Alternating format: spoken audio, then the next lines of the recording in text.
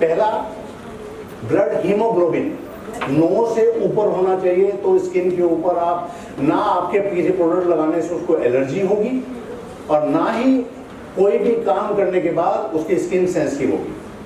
9 and above होना चाहिए haemoglobin. तो एक तो ब्लड टेस्ट होना चाहिए। जिसकी भी स्किन डिहाइड्रेटेड और ड्राई और मैच्योर लगने लगे, पहला टेस्ट ये। और सेंसिटिव स्किन हो तो, या धूप में अगर बहुत ज़्यादा जाने के बाद उनको एकदम चेहरा लाल हो जाता हो तो भी करना है। That is sensitivity parameter. Second, 100 में से 90 लेडीज को आज बॉडी के अंदर विटामिन डी की कमी है, विटामिन D3। तो विटामिन D3 का टेस्ट कंपलसरी है कि आपको करवाना ही करवाना है, क्योंकि अच्छा खाना खाना लेकिन पचना नहीं, पच गया तो शरीर में लगना नहीं। इसका कारण है कि आपके शरीर में विटामिन डी की कमी।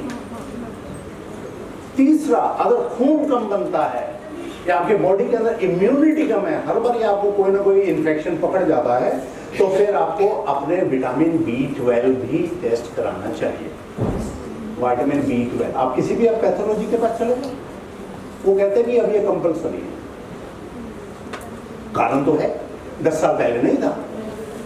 तो now haemoglobin and vitamin D3 and vitamin B12 ये आप टेस्ट कराइए। आपको समय नहीं आ रहा कि सर इसमें गड़बड़ क्या है, आपको नहीं समझ आ रहा, ओके, मेरा व्हाट्सएप नंबर इसी के लिए खुला होता है कि अगर मेरे पास वो जो है मैं डिटेल में बता देता हूँ कि क्या प्रॉब्लम है, उसका इस तरीके से ट्रीटमेंट करो।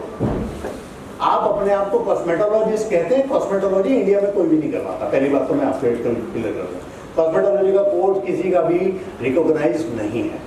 अपना पार्लर चलाने के लिए ठीक है वो, लेकिन गवर्नमेंट रिकॉग्निशन नहीं है।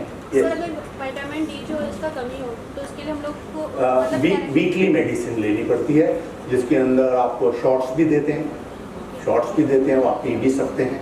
आपको उसकी टैबलेट और च्यूएबल चूसने वाली, जैसे संतरे की गोली होती है, बिल्कुल वैसी ही होती है। 1 हफ्ते में 1 टैबलेट चूसनी होती है और वो 8 हफ्ते का कोर्स होता है। आप किसी भी केमिस्ट के पास जाएंगे, मिल जाएगा।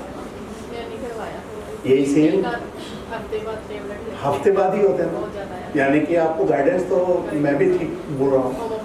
ओके, ये एक पैरामीटर है और ये एक बीमारी है। अब तो उसके बाद दूसरा एक होता है, एक लेडी के चेहरे के ऊपर यहाँ पर ब्लेमिशेज है, नाक से शुरू करके एंड देन बोर्ड चिक्स के ऊपर, जिसको कहते हैं छाइयाँ। आप पंजाबी में क्या कहते हैं? छाइयाँ बोलते हैं ना। क्या कोई मेरे को बताना चाहेगा कि छाइयाँ क्यों होती और कब होती? आयरन की कमी। प्लीज आई जस्ट, आपका शुभ नाम क्या है? सिमी। एक सिमी के लिए एक अच्छी चीज लेकिन और मैं क्यों कहता, प्लीज बैठिए। ये प्रेगनेंसी के 6 महीने से लेकर 1 साल के बाद ये शुरू होता है, चाहे यहाँ हल्का जरूर है या यहाँ। बट सर मेरी एज अराउंड 18 थी, तब मेरे को स्किन में ब्लैमिशेस आ गए थे, तो तब मैं तो प्रेग्नेंट नहीं थी। हाँ, उसका मैं रीजन बताता क्या? मैं बता देता हूँ।